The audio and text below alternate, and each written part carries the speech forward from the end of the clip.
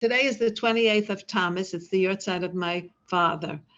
And my father was born a few days after Shlomo Gansfried was nifta. He was the mechaber of the Kitzur Shulchan Aruch, and he was Hungarian. So he was named Chaim Shlomo after Rav Shlomo Gansfried. I don't know who the Chaim was, but we know that he was named after Shlomo Gansfried.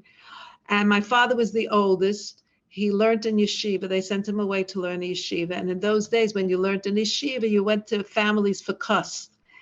And there he met a young lady from that family, and they got married, and he had 3 children. And he was subsequently taken to the army. And he wasn't an army person. I don't know how he managed eventually to get out of it. And I remember he told me, he says the only thing he ate was brown bread and sardines. And then his wife died. He was left with 3 children, and he had to make a living. So he tried different things. He tried a grocery business, but he was not a businessman. He was basically a student. And he learned in the yeshiva. And as a matter of fact, I always remember my father with the Gemara. My father used to get up early in the morning, and he used to start learning and not saying, I don't know what he was saying, but I know that when I got up during the night, I saw my father sitting in his chair and having svarim out. Eventually, he had to support the children. The children were sent to the 2 girls were sent to the grandparents, and his son stayed in the yeshiva. And he came to America in the 1920s. I don't remember what year. He became a citizen. And then he went back to Europe, and he married my mother. The 2 families lived near each other. They knew each other, and he knew that my mother was single still, and he married her, and then she came out with the 2 girls to America, and he became a citizen. And then when he was in America, I mean, even before that, he was always involved in Klei Kadosh. He was a mishgiach, he was a rebbe, he taught things of that nature. And then he, as a matter of fact, when he was a mashgiach, he told us what happened. He was a mashgiach in Yonkers, and it was a butcher place. There was a lot of problems with hashgacha as far as meat and kosher meat is concerned.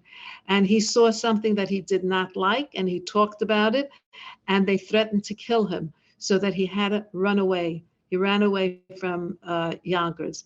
And then he was involved in the Kehillah. We lived on the Lower East Side. He was involved in the Kehillah. He was the shamus. He arranged for shmura matzahs being baked. He had a bakery, and he arranged for the cemetery for the Kehillah. And he also was very involved in the kosher milk. That was like the first kosher milk here in America.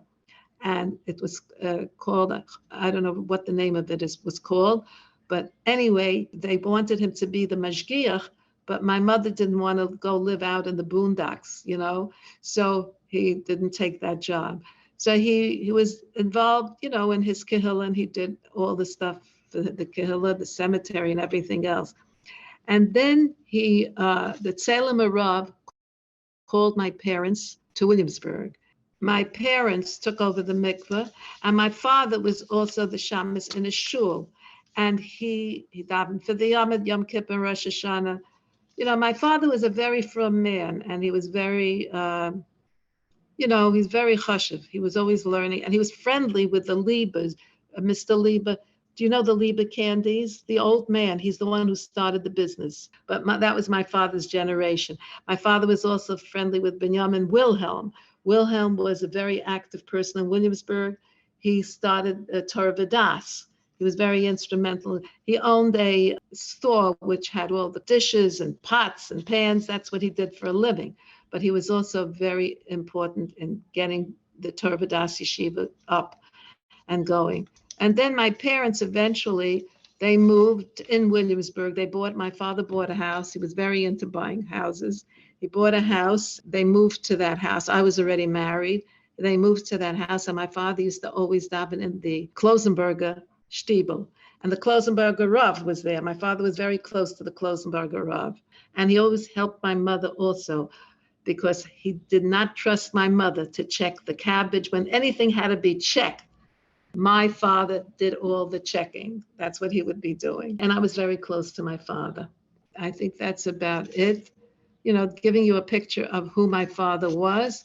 He was very chashuv, and he was always learning. And my father's neshama should have an aliyah.